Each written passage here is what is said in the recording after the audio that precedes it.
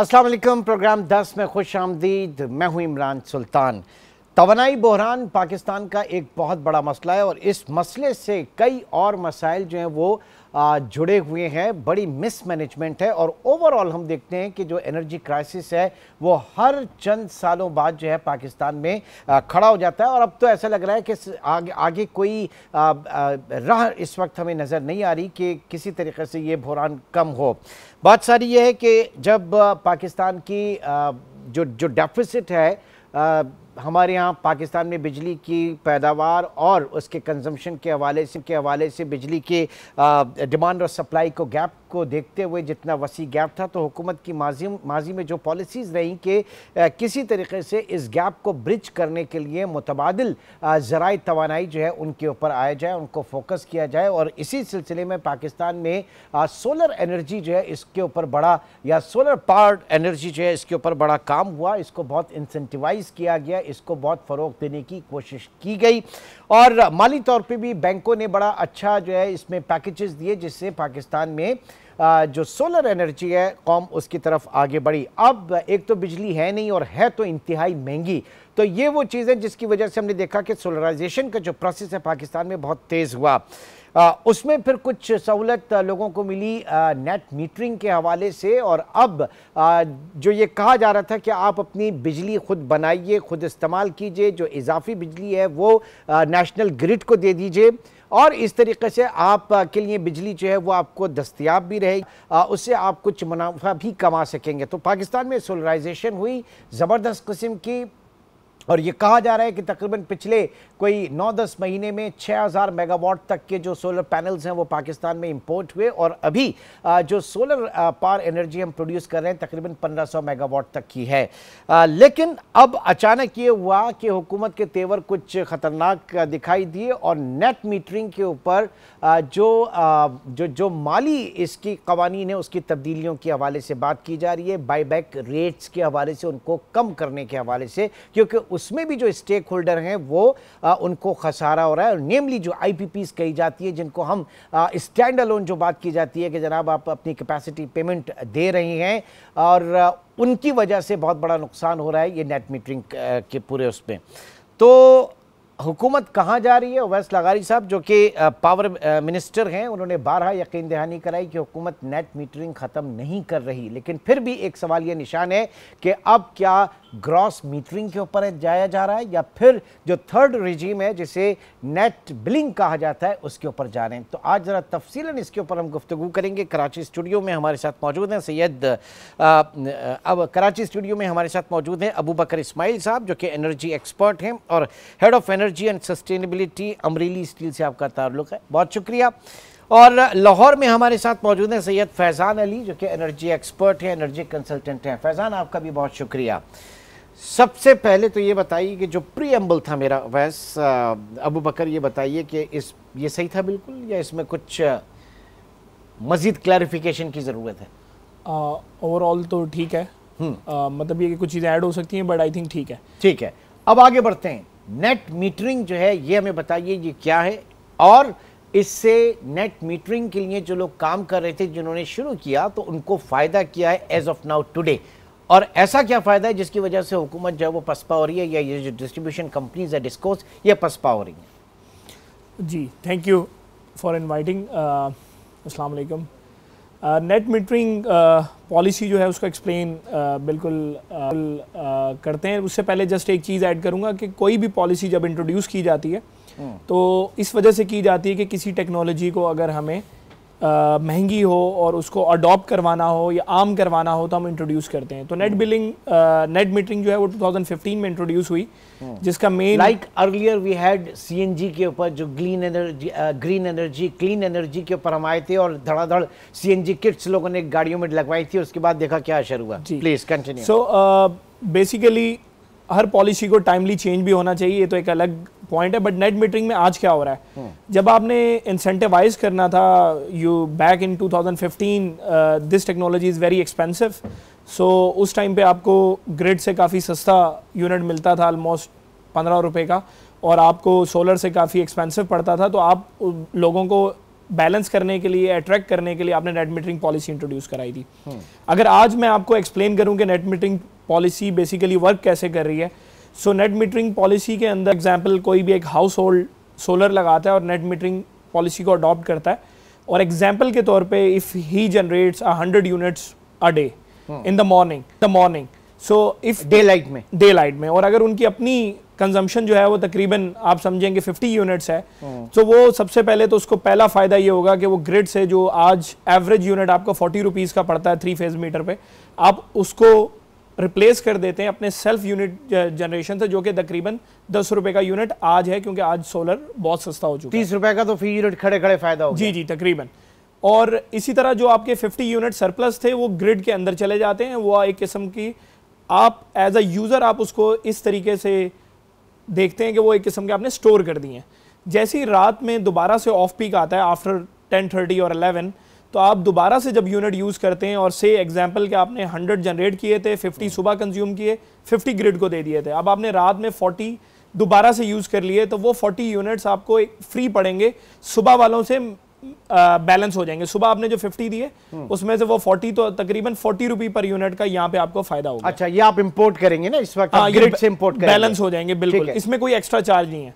और फिर जो 10 यूनिट एग्जांपल पूरा मतलब टाइमलाइन तो क्वार्टर की है, बट जस्ट फॉर से एग्जांपल के वो 10 यूनिट्स आप कंज्यूम नहीं करते और वो ग्रिड के पास रहते हैं, और ये कैरी फॉरवर्ड होते हैं हर महीने? अगर कैरी फॉरवर्ड होते हैं बिल्कुल, और फिर क्वार्टर पे उसकी मोनेटाइज होते हैं, तो वो 10 यूनिट बचेंगे वो तकरीबन 22 रुपए में डिस्को खरीद लेगी। So you have 3 incentives. But आज अगर आप देखें तो वो रेट आपके सामने है कि सोलर अब सस्ता हो चुका है और ग्रिड अब महंगा हो चुका है, बिल्कुल एक रिवर्स साइड हो चुकी है, और उसके पीछे डिफरेंट ऑप्शंस हैं। ओके जनाब फैजान साहब, ये बताइए कि अब जो एग्जिस्टिंग हमारा जो सेटअप है, जो सिस्टम है पावर का, स्पेशली जो हमारे डिस्कोस हैं, और उनको क्या नुकसान हो रहा है इस पूरे प्रोसेस से, नेट मीटरिंग से, कि हुकूमत जो है वो मजबूर हो रही है कि इनके जो बाई बैक रेट्स हैं उनको रिवाइज डाउन किया जाए?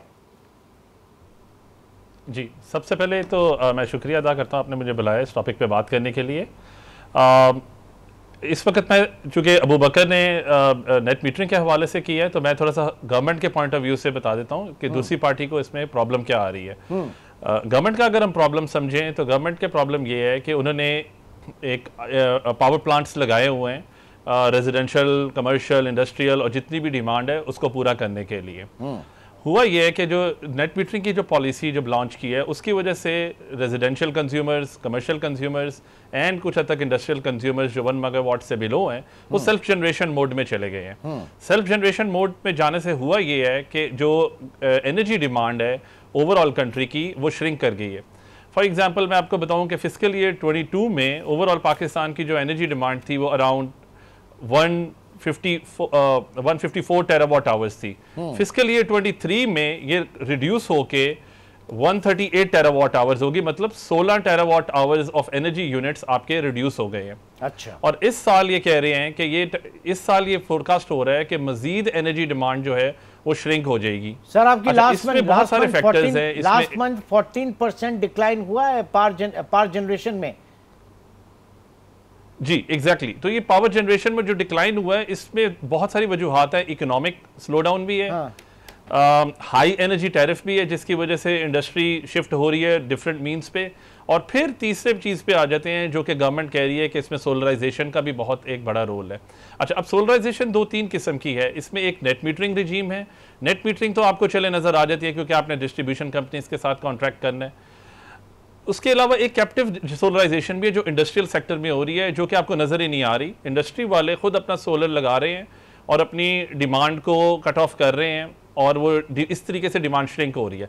अब गवर्नमेंट ने जो फोरकास्ट की हुई थी अपनी डिमांड फॉर फ्यूचर ईयर्स, उसके लिए उसके अकॉर्डिंगली उन्होंने एक जनरेशन कैपेसिटी लगाई है, पावर प्लांट्स प्रोक्योर किए हैं। अब सोलराइजेशन इतना एग्रेसिवली हो रही है क्योंकि उसकी वजह एक ये भी है कि सोलर पैनल्स की प्राइसेस इतनी लो डाउन हो गई हैं, इतनी कट डाउन हो गई हैं कि हर आम बंदे की पहुंच में भी पहुंच गई हैं। इसकी वजह से एग्रेसिव सोलराइजेशन की वजह से ये एनर्जी डिमांड श्रिंक होती जा रही है। लिहाजा हर बंदा सेल्फ प्रोडक्शन जनरेशन मोड में चला गया ये तो एक और आपने गवर्नमेंट ने वो जो प्रोक्योर किए हुए हैं पावर प्लांट्स, जस्ट एक मुझे गवर्नमेंट ने जो पावर प्लांट्स प्रोक्योर किए हुए हैं उनकी कैपेसिटी पेमेंट्स या उनकी पेमेंट्स तो किसी न किसी सूरत में देनी है, तो वो दूसरे जो आम सारिफ हैं उनके ऊपर बोझ बनता है, जिसकी वजह से दिस इज द पॉइंट कि आपने कैपेसिटी पेमेंट उसके ऊपर सॉवरेन गारंटी वगैरह जो है, मैं कुछ नंबर्स देख रहा था 2015 में सोलर जनरेशन के हवाले से इंडिया जो है वो 9वां बड़ा मुल्क था दुनिया का, 2015 की मैं बात कर रहा हूं, और 2023 में तीसरा बड़ा मुल्क हो गया। तो वहां पे इतनी मैसिव सोलराइजेशन हुई है, तो ये चीजें तो वहां पे भी होंगी, पावर डिस्ट्रीब्यूशन जनरेशन कंपनीज वगैरह वहां पर भी होंगी। अगर सिर्फ एक इन कंपनीज को लेकर और फिर हम इतना बड़ा एक सेटबैक इसे कहेंगे जनाब, आप पूरे उसको निजाम को रिवर्स करना चाह रहे हैं, तो ये कहां की अक्लमंदी होगी फैजान साहब? जी इस पे मैं थोड़ा जी इस पे आप बिल्कुल ठीक बात कर रहे हैं, और इस पे हम सारे मुत्तफिक हैं कि एग्रेसिवली जब सोलराइजेशन होती है तो उसमें फिर आपको आपकी डिमांड श्रिंक होती है। अच्छा, इसमें मैं थोड़ा सा आपको ये बता दूं कि फिर अगर आपने इंडिया की मिसाल दी है तो इंडिया उस पर क्या किया, इंडिया ने भी अपनी रिजीम्स या बायबैक रेट चेंज किए हैं और वो कट डाउन करने की कोशिश की है। इसी तरीके से अगर आप कैलिफोर्निया की बात कर लें, कैलिफोर्निया में भी नेट मीटरिंग की रिजीम में जो बायबैक रेट्स हैं और उनकी जो टैरिफ रिजीम्स है वो चेंज हुई हैं। अच्छा। ऑस्ट्रेलिया की भी अगर बात कर लें तो ऑस्ट्रेलिया में भी ये बायबैक रिजीम यानी ग्लोबली ये प्रॉब्लम ग्लोबली जो है ये प्रॉब्लम देखा गया जी एग्जैक्टली ग्लोबली देखा गया है। अच्छा, इसके अलावा एक और प्रॉब्लम भी है। फॉर एग्जांपल अगर हम एक सेकंड के लिए नेट मीटरिंग रिजीम को भूल जाते हैं, साइड पे रख देते हैं, अब एक और भी बहुत बड़ा जो इशू गवर्नमेंट को फेस होता है वो ये होता है कि जितनी भी फॉर एग्जांपल इस वक्त 2200 मेगावाट नेट मीटरिंग हो चुकी हुई है, ये जो 2200 मेगावाट नेट मीटरिंग जब वापस रात के टाइम आपके ग्रिड पे आती है तो रात के टाइम ग्रिड को चलाने के लिए फिर आपको पावर प्लांट्स आपके चलाने पड़ते हैं जो कि आपको ऑब्वियसली प्रोक्योर करने पड़ते हैं और सुबह के टाइम वो फारिग हो जाते हैं। तो इस तरह की जो टेक्निकल जो प्रॉब्लम्स हैं उनको रिजॉल्व करने के लिए डिफरेंट सॉल्यूशंस हैं, एग्जिस्टिंग सॉल्यूशंस हैं। चलिए ये तो हम आगे जरा नेट मीटरिंग पे, और फिर जो दूसरी दो रिजीम है, एक उसके बाद कहा यह जा रहा है कि गवर्नमेंट जो है वो ग्रॉस मीटरिंग के ऊपर आ रही है या फिर आपके जो फाइनल जैसे हम कहते हैं मेरे नेट बिलिंग के ऊपर। तो इसके ऊपर भी मैं बात करूंगा। दोनों गेस्ट हमारे साथ मौजूद है, एनर्जी कंसल्टेंट है, एनर्जी एक्सपर्ट हैं। एक छोटे से ब्रेक के बाद दोबारा मिलेंगे।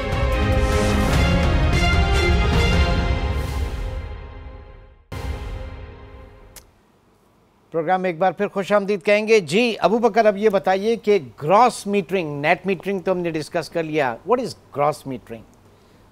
बेसिकली जैसे कि नेट मीटरिंग में हमने कहा कि unit to unit direct offset हो जाता है। ग्रॉस मीटरिंग रिजीम इस तरीके से है कि आप सेल्फ कंजम्पशन नहीं करते, you have two lines. Basically आप फॉर एग्जांपल डिस्को के साथ आपकी दो सेपरेट लाइंस कनेक्शंस होने चाहिए। एक से आप सोलर डेडिकेटेड लगा देंगे और सारे के सारे यूनिट पहले यूटिलिटी में चले जाएंगे, आप एक्सपोर्ट कर देंगे पूरे 100%, और फिर आप दूसरी लाइन से कंजम्पशन करेंगे। मतलब आपने इंपोर्ट कर ली, हाँ, जो आपने बनाई वो आपने एक्सपोर्ट कर दी ग्रिड को, और उसके बाद आपने इंपोर्ट कर दी पूरी की पूरी वो नहीं कर रहे, और ये मीटर्स के थ्रू हो रहा है। बेसिकली इसका ये कि ग्रॉस मीटरिंग पे आप फौरन क्यों नहीं जा सकते, क्योंकि इसमें आपको दो लाइंस चाहिए और 2 मीटर्स चाहिए, तो ये इंफ्रास्ट्रक्चर वाइज इमीडिएटली पॉसिबल नहीं है, जिसके हवाले से बड़ी बात की जा रही है। तो असल में वो कंफ्यूज कर रहे हैं लोग उसे नेट बिलिंग से। अच्छा, नहीं जरा इसी के ऊपर आते हैं, इसी की जरा चीड़फाड़ करते हैं ना, थोड़ा सा डायसेक्ट करते हैं। तो ग्रॉस मीटरिंग, अच्छा फिर क्या ये कहती है जनाब, वहां पे तो आपने unit to unit gross metering जो है ना वो सबसे नुकसानदेह है as compare to net billing भी, और नेट मीटरिंग तो सबसे फायदेमंद नेट मीटरिंग है, मतलब बीच में नेट बिलिंग है, कंज्यूमर फ्रेंडली जो है आप, वो सबसे नेट मीटरिंग है, बीच में नेट बिलिंग है, और सबसे लॉस में ग्रॉस बिलिंग में क्या होगा, third one and the worst one. Gross billing में क्या होगा, फॉर एग्जांपल आप अगर 22 रुपए का ही रेट समझ लें, तो अगर आप 100 यूनिट्स जनरेट करेंगे तो 100 के 100 पहले 22 रुपए पे बेच देंगे। अच्छा, और ग्रिड से आप 40 रुपए के ले लेंगे, तो इसमें आपका सबसे ज्यादा अक्लमंद होगा जो ये करेगा। तो ये पहले आप 20 रुपए की बना के उनको बेच दें और उनसे 40 रुपए की खरीदें, हाँ, ये कौन अक्लमंद होगा? तो ये इसमें मतलब क्या फिलॉसफी क्या है? फिलॉसफी इसकी ये है कि अगर आप जनरेट करेंगे तो आपको हो सकता है वो, जैसे मैंने बताया कि अगर मैं सेल्फ आज जनरेट कर रहा हूँ तो तकरीबन 10 रुपए का यूनिट है एवरेज, तो अगर 10 रुपए का यूनिट है और मैं 22 का बेच रहा हूँ तो वो 12 रुपए का डेल्टा जो मेरा सेव हो रहा है, जो कि मैं ग्रिड को देके एक अपनी इनकम जनरेट कर रहा हूँ, और फिर अगर मैं कंजम्पशन में 40 रुपए है तो वो जो मैंने यहाँ से इनकम जनरेट की थी वो वहाँ मुझे कुछ ना कुछ डेल्टा में फ़ायदा देगी। तो अच्छा। ये रजीम भी दुनिया के अंदर मुख्तलिफ जगह पे रही है। बट इन दिस केस आपका, मैं नहीं समझ रहा कि आपका बिल जो है वो जीरो हो। नहीं, जीरो तो कभी भी नहीं होगा, जीरो तो नेट मीटरिंग में तो होगा, नेट मीटरिंग में होगा, यहाँ पर नहीं होगा। यहाँ पे नहीं होगा क्योंकि यहाँ पे तब हो सकता है जब आपने देने के लिए तो बहुत ही ज्यादा किलोवाट्स लगा लिए हो, मतलब फॉर एग्जांपल आपने लगाया 10 किलोवाट है, कंजम्पशन आपकी 2 किलोवाट है, दिस इज द चांस के जीरो हो जाए। ठीक है जी, ये घाटे का सौदा नहीं है फैजान साहब? जी इमरान साहब, इस पे मैं थोड़ा सा क्लैरिफाई कर दूं। देखें, इस वक्त हम ये नहीं कह सकते कि ग्रॉस मीटरिंग अच्छी है या नेट मीटरिंग अच्छी है या नेट बिलिंग अच्छी है। बज़ाहिर ये लगता है कि ग्रॉस मीटरिंग खराब है या ग्रॉस मीटरिंग आवाम के लिए नुकसानदेह है। नहीं, लेकिन सर यहाँ तो बात हो रही है कि मैं सर थोड़ा सा आपको एक्सप्लेन कर दूं। नहीं, मैं वो आप एक्सप्लेन जरूर करें, लेकिन यहाँ पे तो हुकूमत कह रही है कि हम ग्रॉस मीटरिंग की तरफ आ रहे हैं। तो ये मैं इस पर्सपेक्टिव में जानना चाह रहा था कि अगर ये इतनी ही इसमें इश्यूज हैं तो हुकूमत क्यों वहां पर जा रही है? अब जरा बताइए प्लीज। जी मैं आपको ये थोड़ा सा डिटेल में, अगर आप मुझे 2 मिनट दे दें, मैं आपको डिटेल में सारी चीजें समझा दूंगा। जब भी कोई पॉलिसी लॉन्च होती है तो वो इसलिए लॉन्च होती है कि आपने इसको इनकरेज करना है किसी चीज को। अब अगर आपने सोलराइजेशन को इनकरेज करना है तो ऑस्ट्रेलिया में सबसे पहले ग्रॉस मीटरिंग लॉन्च हुई थी। ग्रॉस मीटरिंग लॉन्च करने से उन्होंने जो यूटिलिटी में डालने का रेट था वो जो यूटिलिटी से लेने का रेट है उससे 4 टाइम्स ज़्यादा रखा था। बिल फर्ज अगर आपका यूटिलिटी से लेने का रेट 40 रुपये है तो आपने जो अपनी कंजम्पशन यूटिलिटी में डालनी है उसका अगर मैं 120 रेट रख दूं तो ग्रॉस मीटरिंग तो ज़बरदस्त हो जाएगी ना। ये चीज़ ऑस्ट्रेलिया में हुई। उसके बाद जब बहुत ज़्यादा एग्रेसिवली सोलराइजेशन हो गई तो उन्होंने ग्रॉस मीटरिंग का जो बायबैक रेट है वो उन्होंने इतना लो कर दिया कि लोगों ने खुद ब खुद छोड़ दिया। Same is the case with net metering as well. अब मैं वही आपको बता रहा हूं कि हुकूमत के लिए करने का क्या काम है कि उन्होंने वो आइडियल फिगर तलाश करना है कि वो कौन सा ऐसा फिगर है, बायबैक रेट कौन सा ऐसा है जो कि अवाम के लिए भी मुफीद है, जिससे वो अपने पैसे भी रिकवर कर सकते हैं और जिससे ये सोलर इंडस्ट्री जिसके साथ लाखों लोग मुंसलिक हैं वो बंद ना हो। जैसे आपने शुरू में मिसाल दी कि सीएनजी सेक्टर को बंद कर दिया। उस गोल्डन नंबर को फाइंड आउट करने के लिए एनालिसिस करने की ज़रूरत है। उसको ये देखने की ज़रूरत है कि अगर हमने फ्यूचर में कितनी सोलराइजेशन करनी है, कितनी हमारी कैपेसिटी पेमेंट्स हैं, उनको अगर हमने गवर्नमेंट पे अगर बोझ है तो उसको कैसे हमने रिकवर करना है। और वो आइडियल फिगर, जैसे बिल फर्ज अभी 11 रुपये का कहीं से नंबर आ रहा है, वो अब किस तरह है ये अभी हमें नहीं पता, हो सकता है वो 15 हो। इस वक्त जो एक्स्ट्रा यूनिट्स के जो एडजस्टमेंट हो रही है वो जैसे अबू बकर ने कहा कि 22 रुपये के हिसाब से हो रही है। अगर गवर्नमेंट को लगता है ये 22 रुपये बहुत ज़्यादा है, हो सकता है वो 18 पे ले आए इसको और फिर देखें कि क्या। और इस 18, एक और चीज़ मैं आपको बताऊं कि 22 के फिगर के साथ जो पे बैक पीरियड इस वक्त चूँकि बहुत ज़्यादा सोलर लो हो गया है वो 2 साल से भी कम पे रह गया है। तो क्या अगर ये अगर हम 22 की बजाय 18 पे ले आए और ये पे बैक पीरियड 3 साल का या 4 साल का चला जाए, और शायद this might be a win win situation for the government as well as for the solar industry. ठीक है, तो इस तरह की चीज हमें अच्छा, लेकिन अगेन तो मैं अगेन सर ये आपका जो नेट बल्कि ग्रॉस मीटरिंग जो है, चूंकि ये इसके लिए आपको 2 लाइनें यूज करनी होंगी, 2 मीटर्स यूज करने होंगे, तो इंफ्रास्ट्रक्चर का बड़ा प्रॉब्लम होगा। तो ये डूबल है एग्जैक्टली टेक्निकली। जी ग्लोबल।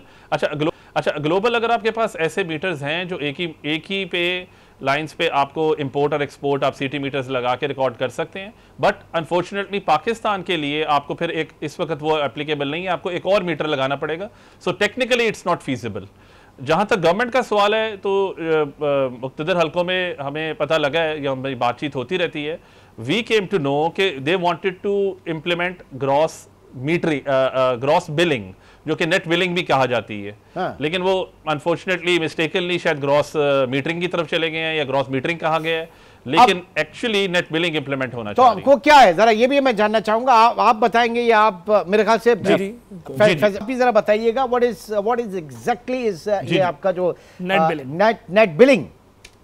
जी नेट बिलिंग ये है कि आपके इसी मीटरिंग जो अभी इस वक्त करंटली आपके अरेंजमेंट्स है मीटरिंग की, इन्हीं मीटर्स पे जो आपकी सोलर जनरेशन एट सोर्स हो रही है वो एट सोर्स आप कंज्यूम भी कर लेते हैं सुबह के टाइम, ठीक है। उसके अलावा लेकिन जो सोर्स से एक्सेस आपके पास यूनिट्स हैं फॉर एग्जांपल 100 की बजाय मैंने 50 तो सुबह के टाइम इस्तेमाल कर लिया घर, 50 मैंने वापस ग्रिड को भेज दिए, मेरे उसी मीटर ने रिकॉर्ड कर लिए। रात के टाइम मैंने वही 50 यूज कर लिए, ठीक है, तो मेरी इंपोर्ट रात के टाइम आ गई 50 की और एक्सपोर्ट आ गई 50 की। लेकिन इनको अब मैं at the end of the month monetary terms में इक्वलाइज करूंगा, यूनिट टू यूनिट एडजस्ट नहीं करूंगा। अच्छा, और अब जो मैं रिटेल अब जो 50 रुपए के यूनिट में रात के टाइम कंज्यूम कर रहा हूं, उसका आपको पता है ऑफ पीक और पीक रेट अलग है। और फिर वही मैं आपको कह रहा हूं, वो जो गोल्डन फिगर है कि वो जो 50 एक्स्ट्रा यूनिट मैंने वापस ग्रिड में डाले हैं, वो गोल्डन फिगर क्या होगा, वो 22 होगा या 18 होगा या 19 होगा या 11 होगा, वो बेसिकली फाइंड आउट करने की जरूरत है गवर्नमेंट को, जिससे ये सोलर इंडस्ट्री भी सर्वाइव जी अबू बकर, जरा अबू बकर से भी इसके पर बात करते हैं। जस्ट वांट टू ऐड के नेट बिलिंग का वेरी इजी कॉन्सेप्ट तो यही है कि आपके जैसे 100 यूनिट्स की हमने एग्जांपल ली थी, तो 50 आप खुद यूज कर रहे हैं, 50 ग्रिड को दे रहे हैं, तो वो ऑन द स्पॉट बाइंग हो जाएगी, फिर उसमें कहीं पे भी कोई बैलेंसिंग नहीं होगी। और अगर वो आज का रेट है 22 रुपए, तो समझे आपको 22 रुपए पे सेम बैलेंस हो जाएगा, वो जो रात में यूनिट टू यूनिट बैलेंस था वो नहीं होगा, ठीक है। और रात में आपको उनसे इंपोर्ट करना पड़ेगा। तो उसमें एक जो मतलब it's my personal opinion, obviously everyone has different opinion, कि जब आप नेट मीटरिंग कर रहे हैं या इस सोलर की वजह से आपके पास जो हम बात कर रहे थे कैपेसिटी या ग्रिड पे, तो उसका जो बोझ है वो उन यूजर्स पे जा रहा है जो कि सोलर नहीं लगा पा रहे या पार्शली बहुत ही लोअर है। तो मेरे ख्याल में this is the very main point कि इसमें आप एज ए कंज्यूमर आप नेट मीटरिंग से आप तो फायदा उठा रहे हैं, लेकिन वो जो सिस्टम का जो लॉस है वो उन सार्फिन के ऊपर जा रहा है जिनको ये सहूलत हासिल नहीं है, जो आम सार्फिन जिसे आप कह सकते हैं। तो उसमें जैसे ये बात बिल्कुल ठीक है फैजान की कि कोई ऐसा गोल्डन नंबर होना चाहिए जिस पे आप ले सकें और जो कि नुकसान ना करे दोनों तरफ। अब फॉर एग्जांपल अगर तो आप वर्स पॉलिसी कोई ले आते हैं, तो आज बैटरी टेक्नोलॉजी बहुत आसान हो चुकी है, सस्ती हो चुकी है, तो जो कंज्यूमर इवन नेट मीटरिंग कर रहे हैं वो बैटरी स्टोरेज की तरफ चले जाएंगे। तो मेरे अपने पर्सनल ओपिनियन में कि net billing can be a good policy, और उसमें कोई टैरिफ जो है वो मेरा अपना ख्याल है कि कोई ऐसी 15 to 18 रुपीज़ के आसपास हो, तो उससे आपको ये फायदा होगा कि लोग ग्रिड पे मतलब इवन बैटरी पे जाने के बजाय आप गोल्डन नंबर कह रहे हैं, वो मेरे ख्याल से मैजिक नंबर है जिसकी तलाश इस वक्त हो सकती है, जिसमें दोनों तरफ फायदा होगा। ठीक है, हमारे दोनों हमारे पैनलिस्ट मौजूद है। एक छोटे से ब्रेक की कॉल है और ब्रेक के बाद जरा कंक्लूड करेंगे कि ये तीनों जो वेज हैं, ये तीनों जो पैकेजेस हैं, या तीनों जो इस वक्त आप समझ लें कि रिजीम हैं, इनके रहते हुए, इनमें से किसी एक के भी रहते हुए हमारा एग्जिस्टिंग जो निज़ाम है, जो हमारी डिस्कोज हैं, वो इसको सपोर्ट कर पाएंगी या वो इससे मुतासिर होंगी या इनसे वो मुतासिर होगा, ये ज़रा समझने की कोशिश करेंगे एक छोटे से ब्रेक के बाद दोबारा।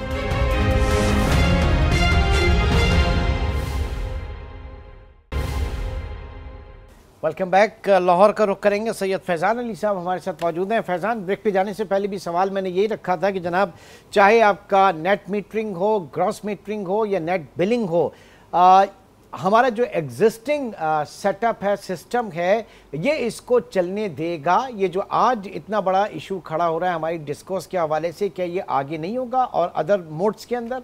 डिस्ट्रीब्यूशन कंपनीज का जहां तक सवाल है, तो डिस्ट्रीब्यूशन कंपनीज का पहले हमें बिजनेस मॉडल समझने की जरूरत है कि वो कहां से अर्निंग कर रही हैं।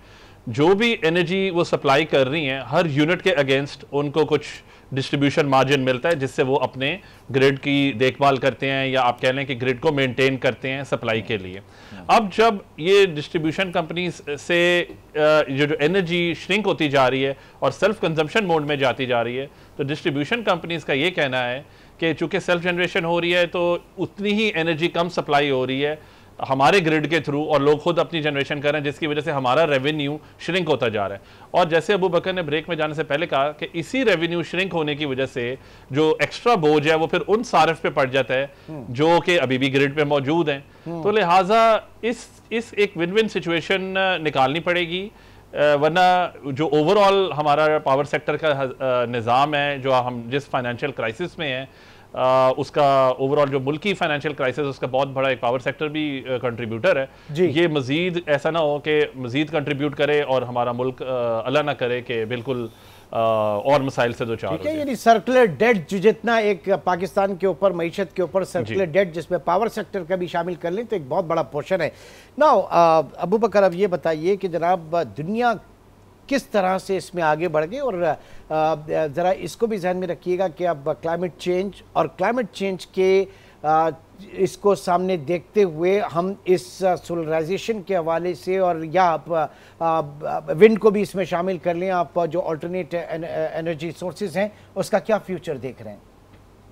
देखें, जैसे एक स्टार्ट में हमने बात की थी कि पॉलिसीज़ जो इंट्रोड्यूस होती हैं वो नई टेक्नोलॉजी को अडॉप्ट करने के लिए होती हैं। तो अगर मैं सोलर या विंड की बात करूं तो दो चीज़ें हैं उसमें, ये कि एक तो पॉलिसीज़ आज के लिहाज से चेंज होने की ज़रूरत है।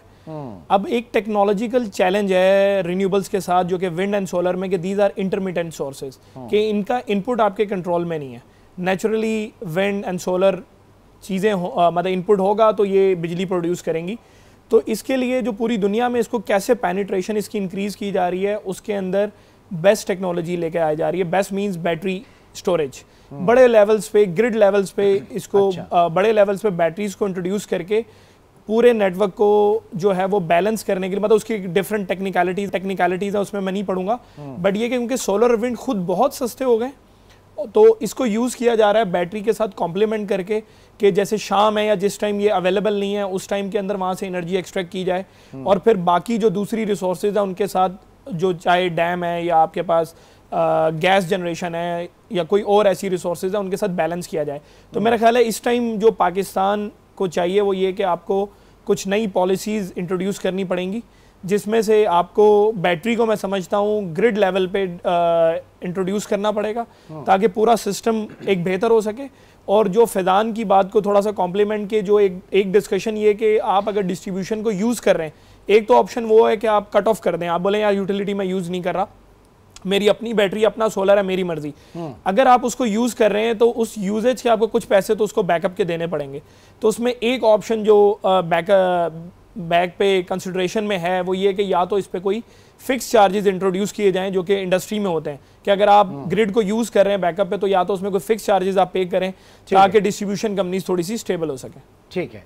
अच्छा फैज़ान, अब सिलसिला ज़ाहिर है कि हमारे सामने है। हम बहुत सारी चीज़ों में ना एक अवामी रिएक्शन जब आता है तो वो चीज़ें बड़ी मुबहिम सी हो जाती हैं या उनके ऊपर शुकूक व शुबहात हो। मिसाल के तौर पे कहा जा रहा है कि दुनिया भर में सोलर पैनल्स जो हैं वो सस्ते हुए तो उनकी इंपोर्ट जो है वो ज़्यादा बढ़ गई, पाकिस्तान में भी बड़े पैमाने पे बढ़े। लेकिन यहाँ पर यह कहा जा रहा है कि जनाब कुछ हुकूमती शख्सियात हैं, उनकी फैमिली बिजनेस जो है वो सोलर पैनल इम्पोर्ट करते थे, उनको इम्पोर्ट धड़ाधड़ करने के लिए हुकूमत ने इंसेंटिवाइज किया। जब इम्पोर्ट हो गए तो उसके बाद जो है इसके पर जो है अब ये पाबंदियां लगने जा रही हैं या रेट रिवाइज हो रहा है। वही गंदम वाला जो स्कैंडल था इसी तरीके से।